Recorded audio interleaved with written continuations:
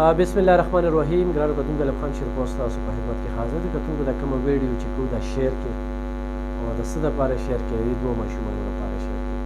د دوی دوو ماشومانو مور چې کومه ده کور کې جګړه کړې ده د دوی د پلار سره، بس په نه څه خبره باندې روان شوي دي. د کور نه وتلې ده، 18مه ورځې ده. په دې 18 ورځو کې په دې ماشومانو ژوند څنګه تېر شو؟ دا ماشوم زوی هم ورسره دی. دا د دې عمرزو اوسېدونکي دي او د دوی مور ده او دا د دې دواړو نه کشرې ماشوم دی. نو خو دغه خور هم زموږ دا خبرې اوري، نو دا ماشومان هم دپسې ډېر خفه دي او د دې ماشومانو پلار هم دپسې ډېر زیات خفه دي او په وړه وړه خبره باندې دا جنګ جګړه راځي. نو په دې کې کور نه پرېښودل پکار او اولاد خو ډېر زیات خوږ دی، نو دا دواړه بچي هم دپسې ډېر زیات خفه دي. نو خو تاسو چېرته مې روژه ده خپل کور ته واپس راشئ او زه دله دا ذمواري در کوم، زما خورې او دا زموږ بچي دي، نو ته به خوشحاله دې نه پس به تا د کور کې خفګان نه راځي. خو د دوی پلار تاسو ته څه وویل نو زه دې ذموار یم او زه د خپلو کتونکو ته هم وایم خو دا ماشوم ورسره غېږ کې دی. نو خو چا هم دا زنانه لیدلې وي خپل خپلوان یې ټول لټ په لټ که کیدای شي چېرته چاخانانو کور کې کار کوي، بل چا کره تللی وي، نور دماغي هر څه ښه ټیک ټاک دي، خو بس دغه ټیم کې دماغو کار کړی نه دی. هغه په دې یره کې وي خو زه کور ته لاړ شم د دوی پلار به ماته څه وایي، نو دا وله زه ګرنټي ورکوم چې دوی پلار هم ورپسې خفه دي، دا ماشومان هم ورپسې خفه دي. کتونکو ایوب خان شیرپور ویلفیر فاونډیشن د 2 میاشتې لږ سایټ ته خو کار یې خپل کو. همدغه شانتې کیسونه موږ ته راځي، د رنګ رنګ کیسونه راځي، خو د بعضې مسخرو په وجه باندې چې هغوی خدای پاک په یو داسې عذاب باندې اخته کړي دي چې هغې د غریب دشمنان جوړ شوي دي. زه هغې خلکو ته وایم چې معاملات به د الله سره ټیک کوو، د انسانانو سره نه چې دا ډېر خو ډېر الله ډېر زبردست پلانکي خوښ کړم او پلانکي هلته دعا وکړه او پلانکي ده وکړه. الله پاک به چې کوم دی هر انسان په خپل عمل باندې بخي. روژه را روانه ده، زه دغه مسخرې ته وایم چې خدای پاک په داسې عذاب اخته کړي په دې روژه کې په خپل رب باندې ځان وبخه. بیا یا نصیب چې بله روژه به د قسمت کې وکړه. دا داسې روژه ده چې په دې کې په الله باندې ځان وبخه.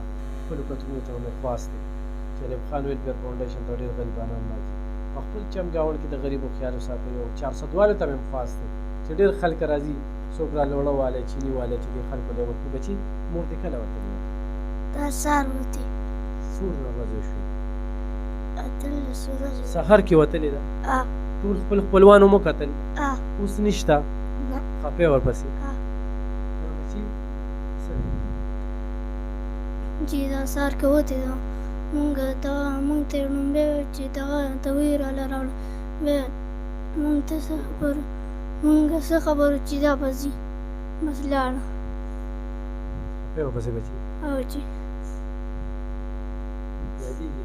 او چې پلار دې اوس خفه دي که نه؟ او چې پلار سره چیړ کړی و؟ او چې ستا خویندې شته؟ نه چې 3 وروڼه یې؟ او چې دا ورور یې هم بوتلي؟ او چې ورپسې خو به ډېر خفه یې که نه؟ او چې کتونکو په دې ویډیو باندې زه د دې د پلار نمبر اچوم، د ماشومانو د اوښکو ته وګورم. بس مور خو ډېره خوږه وي، د مور په خپو کې جنت دی. خو زه دغې پلارانو ته وایم چې خپلې لور به درنه پیدا شي او خپلې لور خو به بیا ورکوې که نه.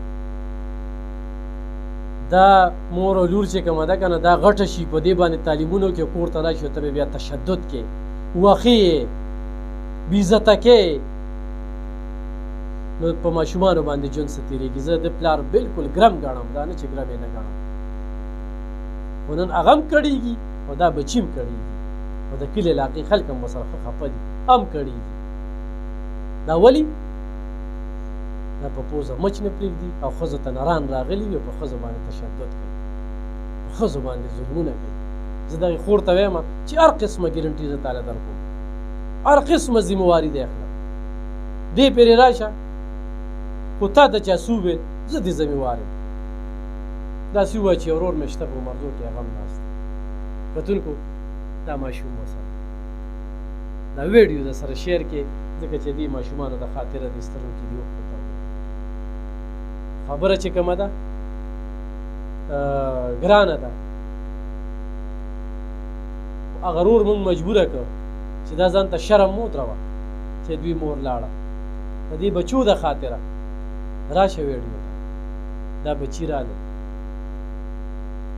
سهار دوی دوی ورته ویلې ده دوی بار تللي دي مور وتلې ده چېرته تللې ده دا نه چې مخکې یا چېرته جګړې شوي دي یا یو سړی وي چې یاره چا کره وتلي وي یا چا سره داسې پیژنګلو وه داسې هېڅ قسمه خبره نشته ده په دغه ټایم کې به ذهن کار نه دی کړی وتلې ده نو دا خو چېر ځای کې ویني خپلو بچو له راشه